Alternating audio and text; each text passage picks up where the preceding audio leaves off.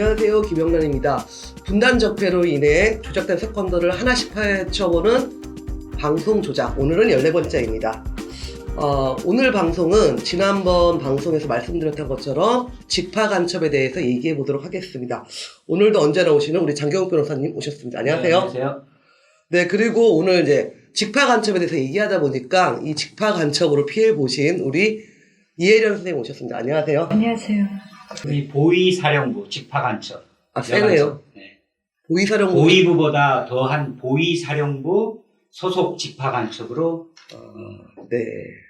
한국 언론에 크게 나오셨던 분인데, 일단은 저희가 잠깐 지난번 말씀드린 것처럼 7월달 보도였죠. 동아일보 보도에 의하면 직파 간첩이 붙잡혔다. 그런데 신분이 스님이었다. 이런 게 지난 7월 말에 알려졌습니다. 제가 잠시 그 당시 동아일보 기사를 말씀드리면요. 국가정보원과 경찰청이 인민무력부 산하 정찰총국에서 지령을 받아서 지난해, 그러니까 즉 2018년부터 올해 6월까지 국내에서 활동해온 A씨를 구속했다.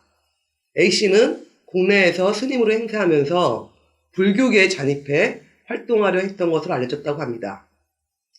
동아일보는 이 사건이 9년 만에 혹은 13년 만에 일어난 직파 간첩이라면서 이제 좀 대대적으로 보도를 했는데요. 아무래도 이런 간첩 사건이 나면 우리 장 변호사님한테 많은 연락이 오는 걸로 알습니다. 변호사님은 일단 동아일보 보도 보셨나요? 네네. 제가 페이스북에도 네. 관련해서 또 혹시라도 제가 가짜 간첩 검증을 하는 전문 변호사 아닙니까? 그렇죠. 저는 항상 의심을 합니다. 네. 그래서 이 사건이 어떻게 진행될 것인가 동향을 보다 보니까 지금쯤은 재판에 기소가 됐는데요. 네네. 더 이상 보도가 안 되고 있고 7월 이후에 그냥 끝냈다는 거죠? 그래서 소멸됐습니다. 그래서 좀 제가 관심이 좀 떨어져서 네. 오늘 조금 뭐 크게 얘기하기보다는 우리 이혜련 씨 관련한 얘기를 많이 했으면 하는 바람입니다. 네네. 그러니까 지난 7월에 동아일보가 이런 보도를 한 다음에 저도 이제 언론 보도를 봤는데 직파 간첩? 간첩도 무서운데 직파란 말이에요. 북에서 직접 보내. 직파라는 말이 규정력이 네. 있고 뭐 9년 만에 13년 만에 이랬는데 제가 9년 만에 13년 만에 아니다라고 했죠. 네네. 그래서 저희는 오늘 그거를 확인해 보려고 네. 우리 이제 이혜련 선생님 오셨는데, 그러면 오늘 이제 그 스님 직파 간첩 사건, 소위 그 문제는 재판이 진행되고 또 쟁점이 이렇게 이슈가 나타나면 되면 저희가 다시 한번 검증을 합시다. 그때 검증을 합시다. 네. 다뤄보도록 하고요. 그럼 오늘 이제 본격적으로 우리 이혜련 선생님하고 얘기를 나눠보겠습니다. 그 동아일보가 이 스님 직파 간첩에 대해서 보도를 한 다음에 바로 또 후속 보도를 냈습니다. 반북 활동가의 옛 연인도 난파. 직파 간첩 최소 7명 더 있었다라는 제목의 기사 나왔습니다. 기사 내용을 좀 말씀드리면 아까 변호사님 말씀하신 것처럼 북한 보위사령부 소속 G씨 여성은 2012년 6월 국내 침투를 준비하면서 상급자로부터 특수약물을 건네받았다.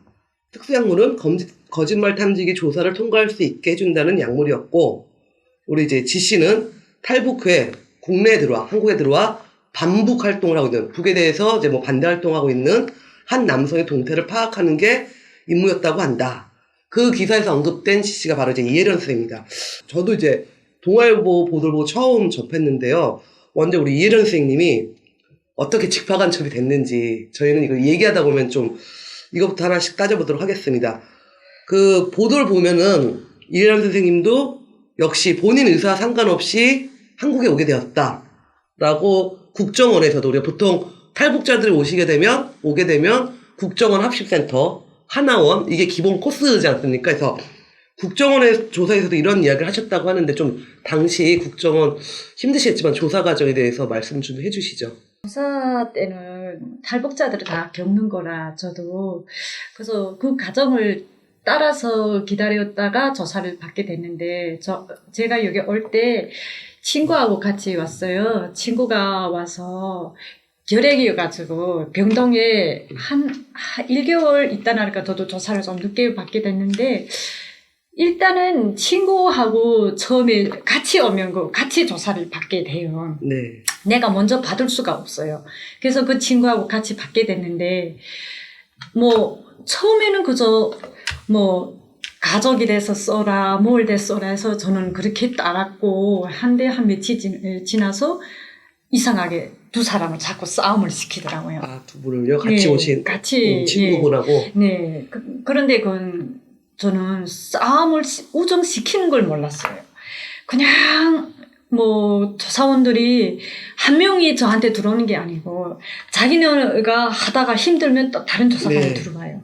그러면 저는 거기서 몇 시간을 거기서 조사를 받아야 되고 정말 이렇게 하니까 나중에는 정말 뭐 좁은 방에다 딱 넣어놓으면 제가 거기서 나올 수가 없어요.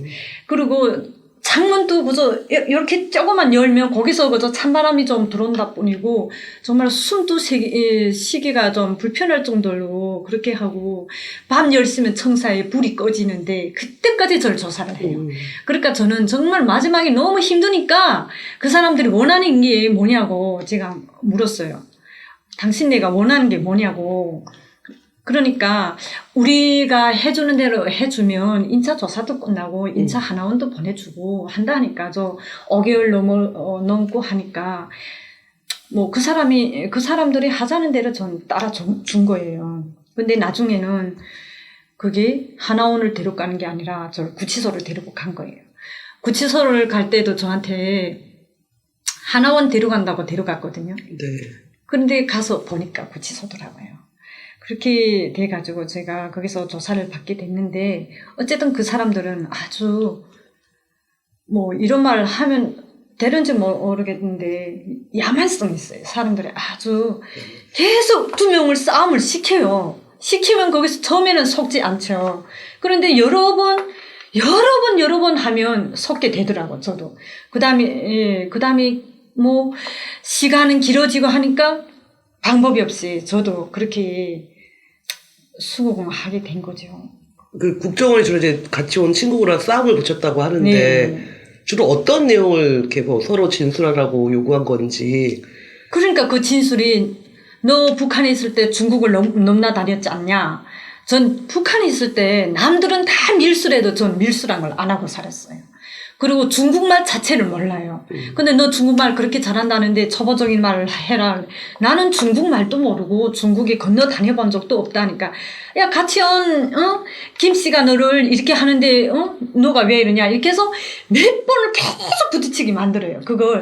그러니까 저도 거기서 막 말을 하다 나면 쌍말이 나오고 욕이 나가고 해요.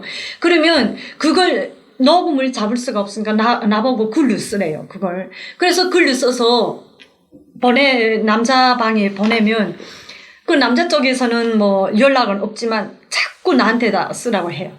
그러다가 마지막에 너무 화가 나니까 삼자대면을 시켜달라 했는데 삼자대면을 시켜주는데 그때도 서로를 말 못하게 갈라놓고 이렇게 하니까 이게 진짜 정말 이 사람이 나한테다 이런 말을 했는지 안 했는지를 분간을 할 수가 없더라고요.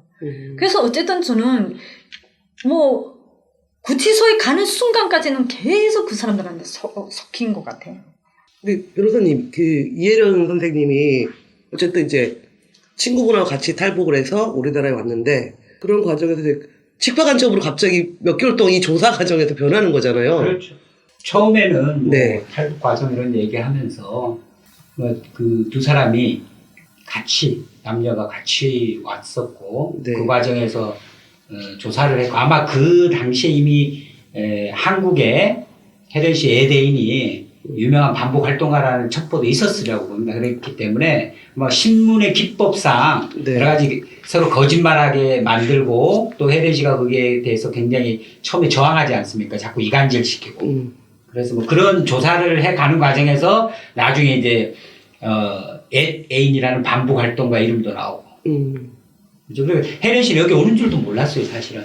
그럼 어떻게 오시게 된 그리고 거예요? 그 남자친구가 이렇게 때려서 데려갔다. 이래서 이게 의사에 반하는 본인이 준비된 채로 가족들하고 뭐, 가족, 어머님도 계시고 한데 그걸 얘기를 하고 온 게 아닙니다. 그래서 그런 부분은 뉴스타파에 자세히 보면 그러니까 간첩일 수가 없는 분이에요. 네네. 근데 뭐 독방에 5개월 가둬놓고 또 이간질하는 수법이 있습니다. 이렇게 해서 지치게 만들고 그러면서 요구를 들어주지 않으면 나갈 수 없다라고 해서 결국 그 반북 활동하는 옛 애인의 정보를 수집하기 위해서 지령을 받고 온 보위사령부의 직파간첩을 이렇게 둔갑을 시켜버립니다. 아까 언론 보도됐던 반북 활동하는 남성의 동태를 파악하는 임무. 알고 있죠. 옛날 애인이니까 잘 알지 않습니까? 그런데 그거는요. 제가 여기 그 친구가 여기 와서 반북 활동을 하는지 그 친구가 대한민국에 있는지도 몰랐어요. 전 정말 그리고 대한민국을 어리라는 꿈조차도 못 꿔봤어요. 저는 남들은 북한에 있을 때 대한민국을 가고 싶다, 뭐 중국을 가고 싶다 하지만은 저는 북한에서 사는 동안은 정말 대한민국 꿈도 안 꿨고 중국 자체도 난 꿈도 안 꿨어요. 근데 친구가 한국을 간다고 하니까 제가 발효주려고 간 거예요.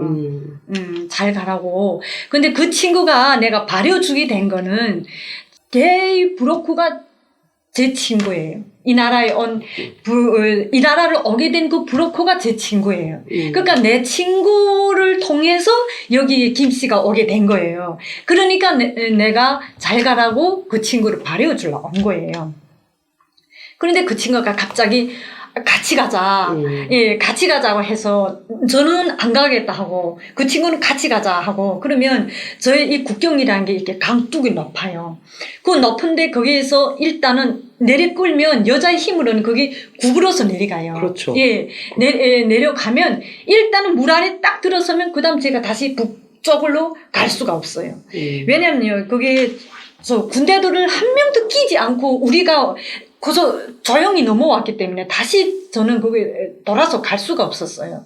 그래서 거기에서 방법이 없이 막 싸우고 하다 나니까 그 친구는 나를 대한민국을 가자 하고 나는 안 가겠다 하고 하니까 그게 자갈이거든요. 그 밑에 바닥이. 그게 떨어져서 나를 때려가지고 제가 여기 상처가 다 있어요. 그래서 제가 조사받을 때 나는 대한민국 오고 싶지 않았습니다 하고 이 상처도 보였는데 그 사람 국정원 인간들은 어쨌든 뭐 그런 말도 들어 안 주더라고요. 제가 김 씨라는 네. 그분도 제가 잘 알고요. 그리고 또 혜련 씨가 간첩 조작돼서 이 진실을 조작 사실을 밝히는 데는 또 그분이 도움을 많이 줬습니다. 때려서 데려왔지만 같이 독방에 갇혀서 또 혜련 씨가 이제 국정원에 허위 자백을 할 수밖에 없지 않습니까? 근데 저희가 그분하고 같이 간첩이 공모해서 오게 된 거죠. 그러다 보니까 혜련 씨 허위 자백에 의해서 그분은 또 고초를 겪고 그 독방에서 자살 시도를 많이 했습니다. 아닌데 간첩이 아닌데 여기하고 같이 임무를 혜련 씨가 임무를 같이 수행하기 위해서 왔다 이렇게 또 허위 자백을 하니까 그분은 또 그 안에서 벽에 이마를 찍고 자살 시도를 하면서 결국 그분은 혜련 씨는 그분도 같이 공모를 했다고 진술했는데도 그분은 6개월 정도 있다가 이렇게 형사 기소는 안 됐습니다. 그래서 그분이 나와가지고 저희를 만나면서 또 많은 진실을 알게 됐습니다. 근데 이게 말씀을 듣다 보니까 남쪽에 올 생각이 없으셨는데 그래서 뭐 자료 보니까 우리 이혜련 선생님은 국정원 조사받을 때 국정원인지 안기부인지도 뭐 몰랐다. 그만큼 대한민국 실제에 대해서 몰랐다는 거잖아요. 그런 말. 근데 이런 사람들을 직파간첩으로 보낸다는 것 자체가 직파간첩 중에 그런 분 많으세요. 아, 예를 들어 뭐 북에서 아주 엘리트 교육을 받으신 분도 제가 처음에 가서 국정원 어디 있습니까? 이렇게 물어보고 남산에 있다고도 하시고. 아 중앙정보부인데 그거를. 그러니까 그런 개념이 없고 주로 보통 뭐 안기부로 많이들 이렇게 생각하시고 정확히 이름 모르고 오면은 좀 간첩이라고 볼 수가 있나요? 그렇죠. 정보를 수집해 가야 될 간첩이 더 잘 알아야죠. 몰라요. 국정원을 잘 몰라요. 근데 또 이 얘기 듣다 보니까 아까 좀 저희가 이제 이혜련 선생님하고 같이 오신 분이 있고 남성분이 있고 그분도 좀 친구였고 그 전에 반북 활동가 이미 먼저 한국에 가 있던 분도 친구였고. 근데 국정원에서 5개월 정도 계시다 보니까 여러 가지 많이 힘들고 그런데 자료에 보니까 그 옛 애인 먼저 갔던 옛 애인을 시켜서 뭐 반지를 들여보냈다? 뭐 이것도 뭡니까 이거는? 그러니까 국정원에서 한 5개월 지나서인지 그 친구가 한국에 와 있다. 전 처음에 여기 와서 난 그 친구가 여기 있는 걸 모르기 때문에 그 친구 자체를 이름을 알리지 않았어요. 그래서 저는 여기 내 친구가 안 씨가 있는데 그 친구를 통해서 나는 한국을 오게 됐다 했는데 그게 몇 달 조사를 하면서 그걸 말을 하더라고요. 그래서 이러이러한 사람을 아냐. 안다 하니까 그럼 그 사람이 지금 어떤 일을 하는지 아냐. 난 그 사람 죽었는지 살았는지도 모른다. 그래서 그걸 가지고 또 한 몇 주를 싸웠어요. 처음에는 저도 막 화가 나니까 아니라고 막 하니까 나중에는 내가 북한을 드나드는데 자기네도 대어가 있대요. 우리도 이름을 안 쓰고 다 가명을 쓰고 북한을 드나드는데 당신이 여기서 말을 안 하면 내가 북한을 들어가서 너희 가족을 해칠 수도 있다. 그러더라고요. 그래서 내가 그래서 어쩌라는 건가 하니까 그러면 이 친구를 아냐고 묻는 거예요. 그래서 근데 내가 처음부터 말하지 않았냐. 이 친구는 안다고. 그러니까 그 사람이 여기서 뭔 일을 하는지 전화번호가 뭔지 말을 하라는데 나는 대한민국 전화번호가 뭐 앞에 나라가 뭐 어떻게 있고 하는 걸 정말 몰라요. 그래서 난 모른다고 하는데도 그냥 나를 말하라 하는데 전 모른다 하니까 나중에는 피뜩 저한테 알려줘요. 전화번호를요? 예, 전화. 그런데 그걸 사람이 조사를 몇 개월을 받으면 막 명분이 와서 그 전화번호 몇 자리 숫자도 기억을 못하게 되네요. 그리고 갑자기 너 아버지 이름 뭐야 하면 아버지 이름도 생각이 막 안 나요, 그게. 그런데 그 전화번호, 그 긴 번호를 나보고 말을 하라 하면 내가 그걸 기억할 수가 없어요. 그러면 그거 가서 내볼 그걸 말할 때까지 걔네가 그 조사를 받아내요. 그래서 저는 그 친구가 여기서 뭔 일을 하는지도 모른다 했는데 만약 경우 그 친구를 만나면 뭘 하고 싶은가? 그걸 물었어요, 저한테. 그래서 제가 그랬죠. 여기서 제일 그러면 지금 한국에서 유행되는 게 뭐예요? 조사가 나 물어보니까 뭐 연인 관계는 커플링도 하고 커플 뭐 티도 하고 이렇게 말을 하는 거예요. 그럼 뭐 커플링이 뭐예요? 하니까 반지를 서로 나눠 낀다고 했어요. 그래, 그거 좋네요. 그럼 저도 그거 하고 싶어요. 이렇게 말을 한 게 그게 며칠이 지나서 그 사람한테서 반지를 들어오게 만드는 거예요. 그래서 저는 그 반지가 그 사람이 준 건지 그건 확인을 못했어요. 어쨌든 반지가 들어와가지고 저한테 보여주면서 이거 채 씨가 보낸 거다 그런 거예요. 그래서 그 사람 정말 한국에 있어요? 물어보니까 한국에 있다. 그래서 그러면 직업이 뭐예요? 하니까 직업을 알면서 왜 그냥 전 지금도 그 사람 직업이 뭔지 몰라요. 그렇게 돼서 예 지금은 유튜브에 나오고 유튜브 보고도 있고 그때 한번 만나가지고 술도 최근에 그걸 제가 알게 됐어요. 그래서 그 커플링이 들어오게 된 거고. 그러니까 얘기를 들어보면은 뭐 언론 보도에는 그 사람, 우리 이혜련 선생님은 그 사람이 대한민국에 있는지 뭐 하는지도 몰랐던 사람을 언론 보도에 의하면은 감시하는 임무를 받고 보이사령부에서 감시하고 정보를 그렇죠. 수집하고 그 네. 주변에 반북 활동하는 사람들 정보를 수집하고 뭐 이런 임무를 받고 온 거네요. 온 건데 네. 혜련 씨가 간첩이 될 수가 없어요. 저 그럴 배짱이 순진무구한 사람입니다. 좀 저항을 했죠. 싸웠죠. 그래도. 싸웠죠. 처음에는 싸울 수밖에 없어요. 아닌데 자꾸 옳다고 하니까 북한에서도 성격이 조금 제가 좀 그래요. 그러니까 좀 싸워요. 저는 싸워요. 아니니까 싸우니까 조사관한테도 막 했고, 근데 조사관이 저한테 처음에 야, 이 북한에서 개 돼지보다도 못하게 살던 게 왜 너 대한민국 오니까 너 사람 인간 취급을 해줄까? 너 인간 같아? 하는 거예요, 저한테. 그래서 정말 난 조사를 몇 개월을 받으면서 단 한마디도 안 했어요, 솔직히. 왜냐면 이 대화가 안 되는 거예요. 이게 서로 뭐 대화가 돼야 저도 뭐라고 자꾸 말을 하겠는데 대화가 안 되니까 마지막에 야, 이 개 돼지보다도 못하는 게 하는 거예요. 그때 내가 화가 나서 야 하고서 그때로부터 싸우기 시작을 했고, 그 다음 마지막에 걔네가 나를 풀어준다고 술을 줬어요. 그 안에서 이 나라의 말하면 치맥을 준 거예요. 치맥. 예, 치맥을 주면서 내가 물었어요. 선생님 몇 살이에요?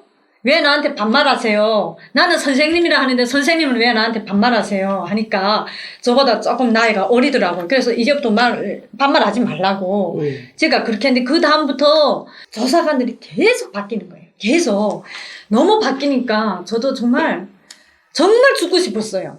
조사받는 기간 동안은. 그래서 결국 이제 자포자기 심정으로 다 국정원이 원하는 대로 진술서에 사인하고 그래서 네. 간첩이 되신 거네요. 저희가 이 방송 조작에서 늘 다루다 보면은 국정원의 합심센터. 네. 거기 독방 몇 개월 있느냐 상상하기 어렵다. 그래서 탈북자분 대부분이 그렇게 되다 보면은 허위 진술을 하게 되고 그래서 간첩이 되는 경우가 많다. 이런 얘기 제가 몇 번 방송을 했잖아요. 네네. 그래서 합신센터 특집을 한번 해야 됩니다. 이거 탈북자 간첩 조합 사건 이거 다 간첩 생산 공장 아닙니까? 네. 거기서 왜 허위 자백을 할 수밖에 없느냐. 그래서 대표적으로 홍강철 씨 같은 경우는 본인이 강건종합공관학교 최우등이다, 우등이다 이런 주장도 하는데 그 안에서 허위 자백을 했어요. 합신센터에서 허위 자백을 해서 보이사령부 집합간첩으로 조작된 예가 있는데 그래서 저는 왜 그 얘기를 드리냐면 엘리트라고 본인 얘기하는 분들도 거기서 허위 자백을 한다는 거죠. 그러니까 저는 계속 저하고 그 홍강철 씨하고는 지금도 다툼이 있는 게 저는 졸업장 떼오기 전까지 성적표 떼오기 전까지는 안 믿는다. 어떻게 그 안에서 허위 자백을 할 수 있냐 뭐 이런 얘기도 하고 특집을 해야 됩니다. 합신센터 내에서 왜 어떤 일이 벌어지기에 허위 자백을 하는가.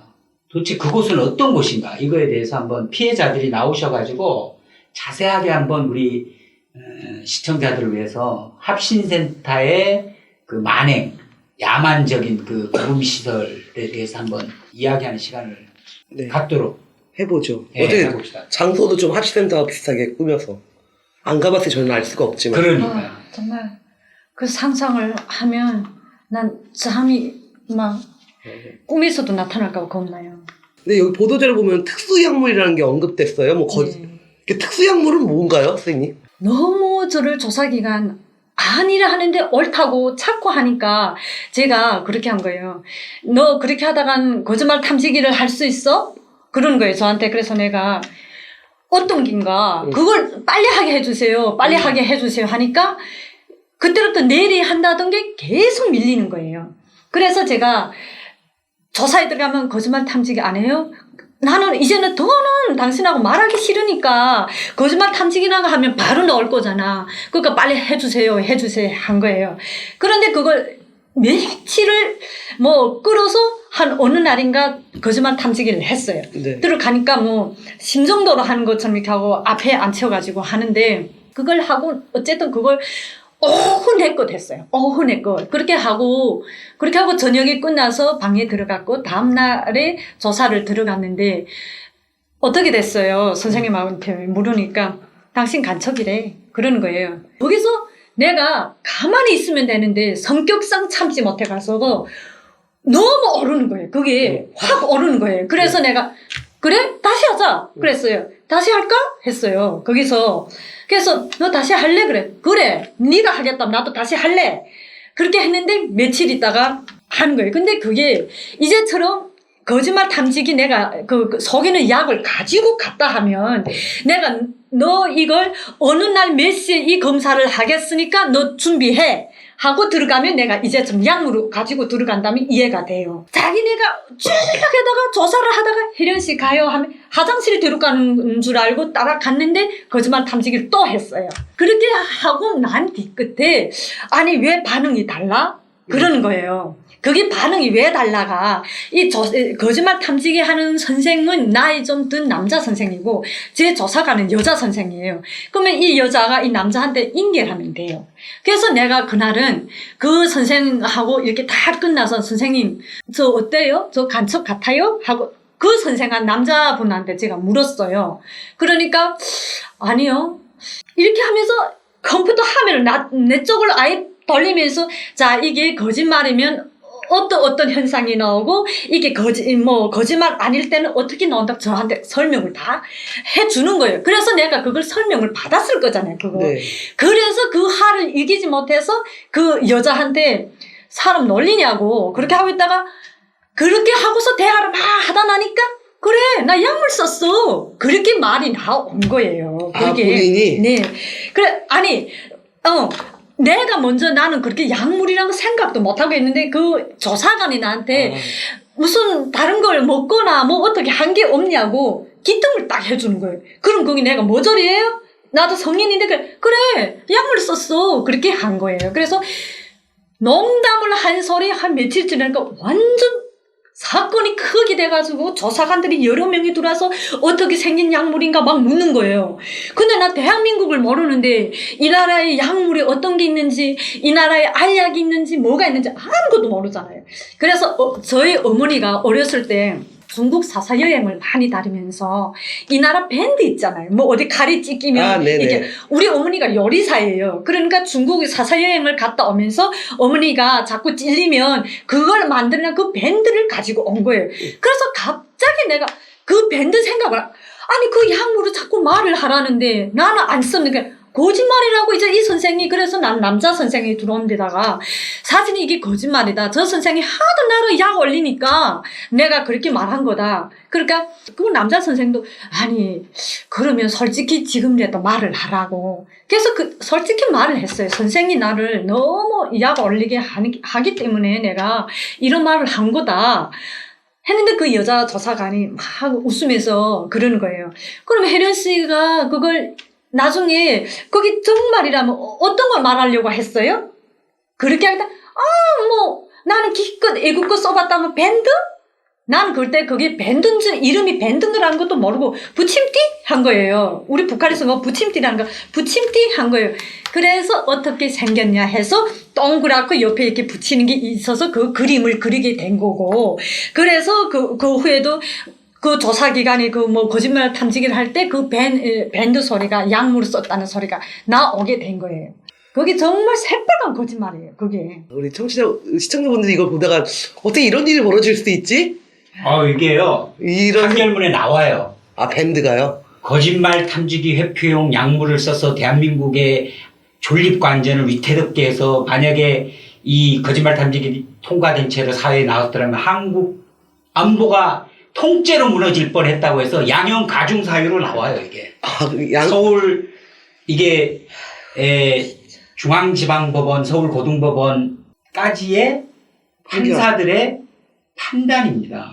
지금 이제 너무 저는 황당하지 않습니까? 예, 황당한 게 이게 우리 청취자분들도 이게 보시면겠지만 이게 저게 어떻게 가능해? 그래서 그렇죠. 저희가 봤을 때는 상식적으로 이건 말이 안 된단 말이에요. 욱해가지고 상식적으로 말이 안 되는 거기 때문에 저는 1심, 2심이 끝나고 다행히 국민일보 기자가 우연히 항소심 선고 공판에서 난동을 부리는 이혜련 씨 기사를 써서 거기에 한 줄이 있었기 때문에 제가 그 당시에 찾아가서 가짜라는 걸 그 2시간 동안 자기가 간첩이라고 그러더라고 저를 보면서. 변호사님 만난 첫 번째 다들 그렇게 나 간첩 맞아요. 다 이렇게 인정하지 않습니까?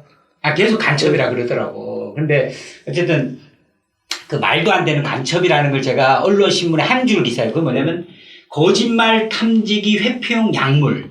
그런 약물이 있으면 과학수사 거짓말 탐지기를 할 필요가 없는 거예요. 그렇죠. 그리고 성립이 안 돼요. 그게 어떻게 그 기억을 마비시키는 그런 약물이 생길 수가 있어요. 거짓말 탐지기 회피용 하기 위한 그런 약물이 없다니까요. 세상에는. 그걸 북이 만들 수 있다라고 얘기하고 이 혜련 씨의 너무 약올리냐. 간첩 아닌데 자꾸 간첩이라 그러지. 거짓말 탐지기는 해도 너 간첩으로 나왔다지. 지금 어떻게 해야 돼요? 그래 인정해주고 너네 근데 사실은 나 약물로 이렇게 거짓말 탐지기 아마 너네 내 간첩 아닌 걸로 나왔을 거야. 이렇게 그걸 확인하고 싶어서 오히려 한 수 더 뜬 게 이렇게 어마어마하게 됐고 그리고 제가 제일 좀 의아한 게 거짓말 탐지기 약물이 기억을 마비시키려면 알약을 먹으면 되는데 밴드로 어디 배꼽과 그것도 뒷목에 붙인대요. 그거 침 아닙니까? 두 개 붙이는데 순간적으로 기억이 마비된다 막 이런 게 나오는데 너무 웃겼어요. 근데 그 웃긴 거를 자백이 오더라도 그거 말이 안 되는 거지 않습니까? 근데 이거를 소위 엘리트들이라는 판사들이 대한민국 법정에서 이걸 검증을 할 수가 없죠. 그렇죠? 그렇죠. 검사들도 그걸 검증을 못 하죠. 그게 뭐죠? 정신병 환자들 맞잖아요. 그게 국가보안법이 지배하는 무시무시한 현실입니다. 그렇게 이렇게 처참하게 인권 침해된 그냥 아니잖아요.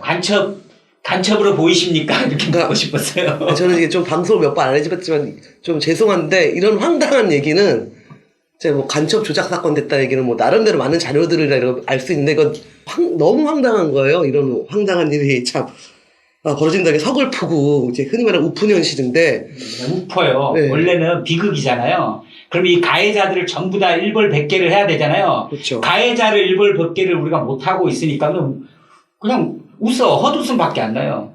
이제 좀 얘기를 들면 이제 저희가 쭉 우리 청취자분들도 시청자분들 보시겠지만은 이게 좀 말이 안 되고 뭔가 이게 간첩이라고 뭐 볼 혐의도 없고 근데 어쨌든 그렇게 됐어요. 국정원에서 조사해서 하나원 데리고 간다고 하더니 구치소로 바로 안내해주고 이제 거짓말까지 했는데 말씀하신 것처럼 잠깐 얘기해 주셨는데 그럼에도 이런 황당한 사실이 재판에서 1심, 2심에서 다 통과되죠. 유죄로 된 거지 않습니까? 대법원까지. 그럼 가장 큰 유죄 인정의 근거는 그 양풀 때 자백이죠, 자백. 자백.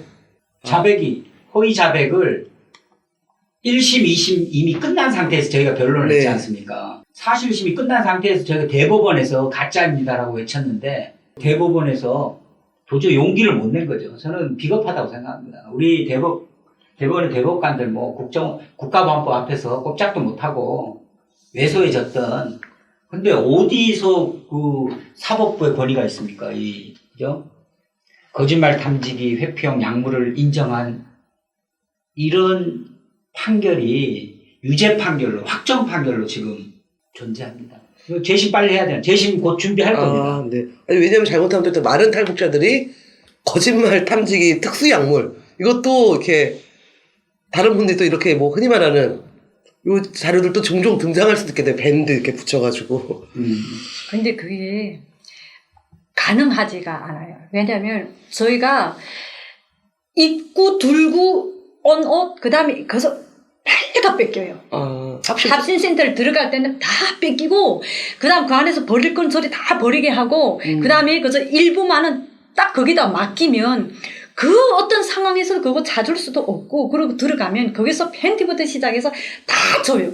그러니까 약물이든 뭐든 숨길 수가 없어요. 들어가면서 신체 검사를 다 하고 머리 밑에까지 다 뒤지기 때문에 그게 가능한 일이 아니에요. 재밌죠?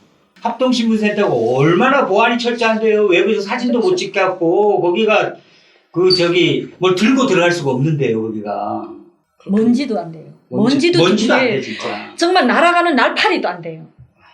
보안이 너무 잘 돼 있어가지고 저는 정말 궁전을 들어오는 줄 알았어요. 너무 보안이 잘 돼 있어가지고 계속 살폈어요.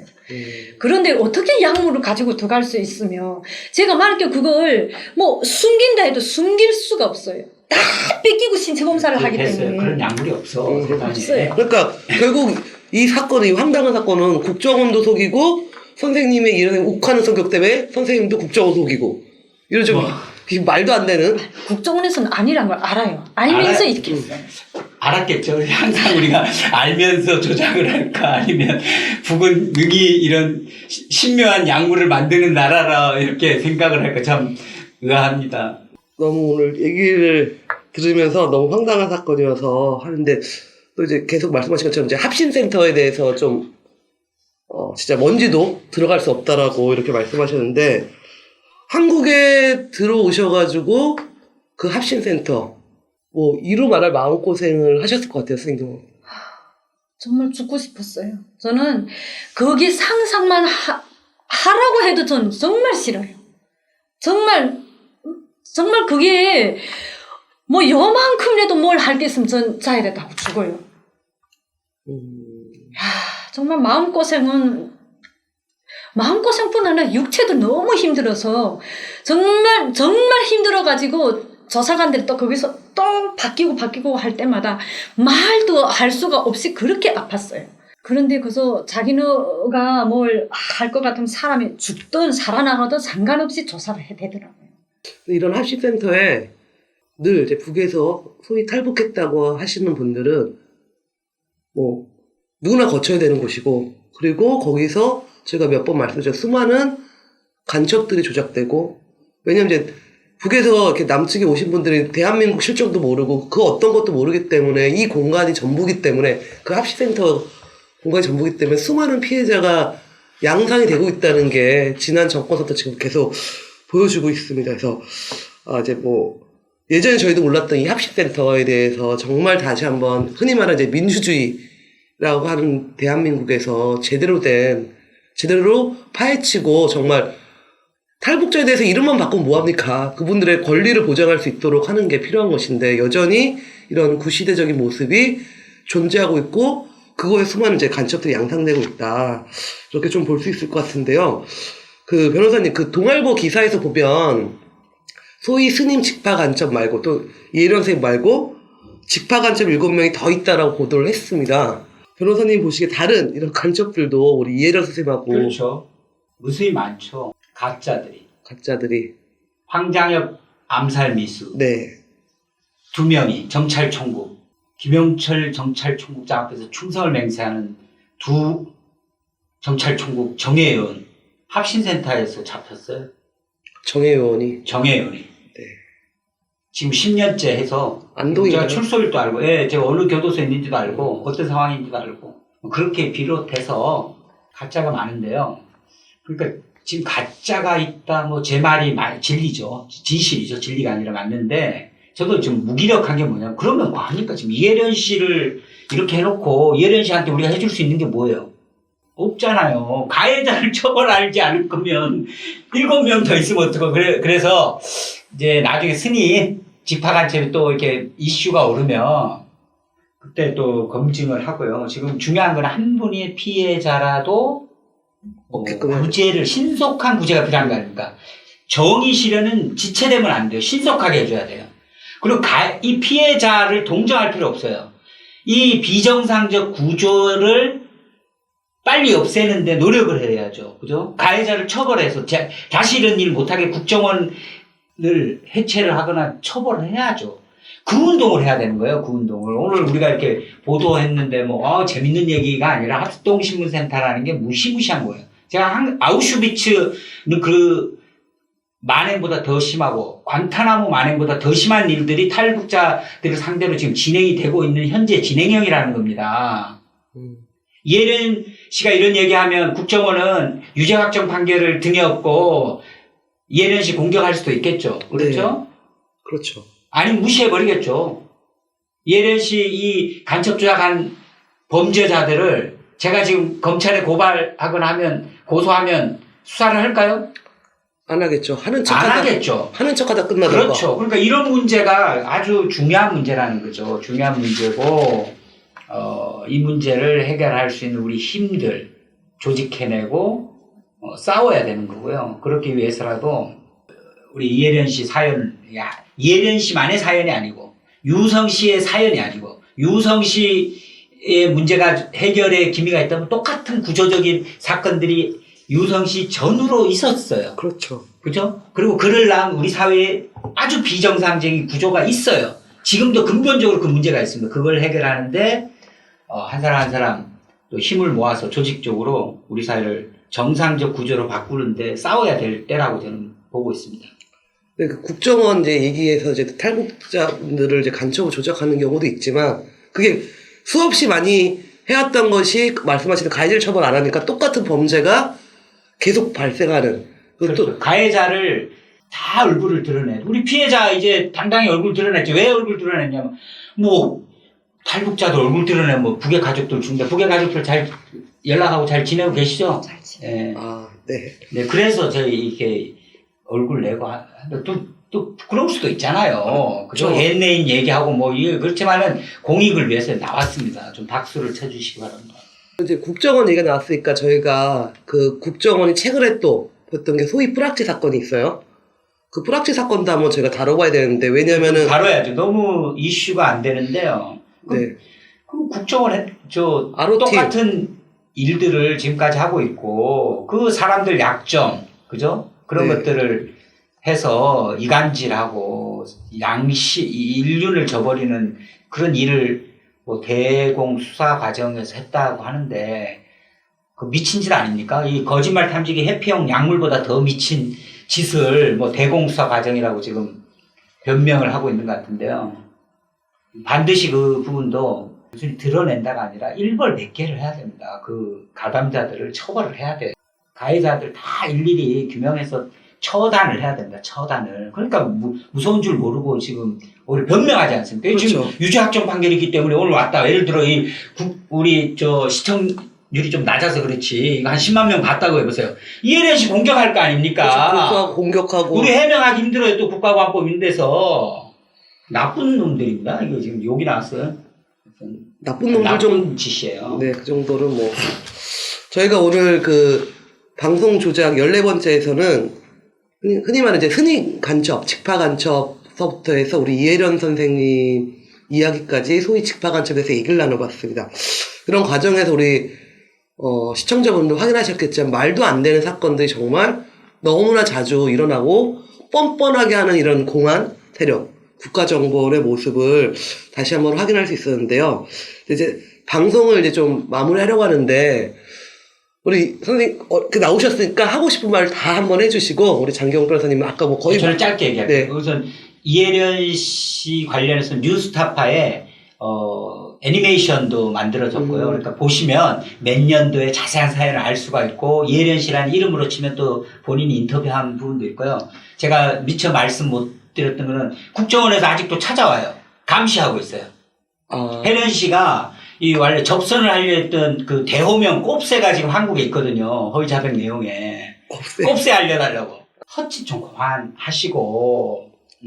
그래서 제가 혜련 씨 꼽새 내가 알려주면 누군지 알려주면 얼마 줄 거냐고 물었다고. 아직까지 또 다른 간첩을 뭔가 조작하려고 또 이렇게 하고 있네요. 지령받은 간첩으로 생각을 하는 거죠. 그것이 알고 싶다 해도 아가와 꼽새 그리고 거짓말. 그것이 알고 싶다 해도 사연이 나왔었고요. 이 사건으로 인해 가지고 그 박준영 변호사라고 네네. 가장 그 변론 열심히 하는 실력 있는 후배 변호사가 형사처벌을 받았어요. 비록 기소유예지만 이혜련 씨 기록을 그것이 알고 싶다 팀에 제공했다는 이유로 형사소송법 위반을 해가지고 기소유예. 이유는 유죄는 인정되나 공익적 목적의 활동을 열심히 수행한다 이렇게 얘기를 해서 기소유예를 했더라고요. 제가 이거 참을 수가 있겠습니까? 안 참겠습니까? 못 참죠. 못 참죠.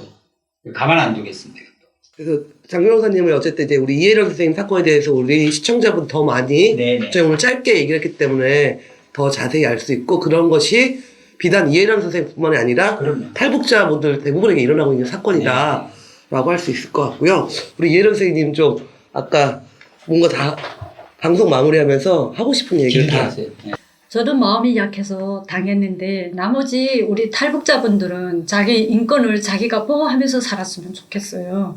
그리고 국정원이라는 사람들이 뭐 처음에 왔을 때는 무서운 사람들이라고 생각했는데 이 나라에 정착을 해서 이 나라의 법을 알게 되니까 무섭지가 않아요. 그래서 저는 뭐 지금이라도 국정원 저희 맡았던 조사관이 저희 앞에 와서 사과를 하고 뭐 뭔가 해주면 저도 뭔가 이제는 해보고 싶다는 생각이 들고요.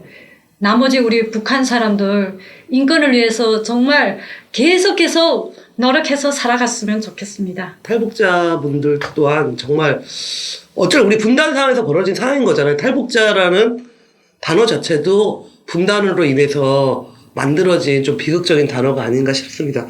남과 북이 정말 작년에 판문점 선언, 평양공동선언처럼 잘 이행돼서 오가고 하는 이 통일의 날이 빨리 온다라면 이런 아픔들이 사라질 거라고 생각이 듭니다. 저희 방송 조작은 언제나 이 분단 적폐로 인해서 발생한 사건들에 대해서 더 추적하고 우리 시청자분들께 진실을 알려드리도록 하겠습니다. 2주 뒤에 우리 시청자 여러분들 찾아뵙겠습니다. 시청자 여러분 감사합니다.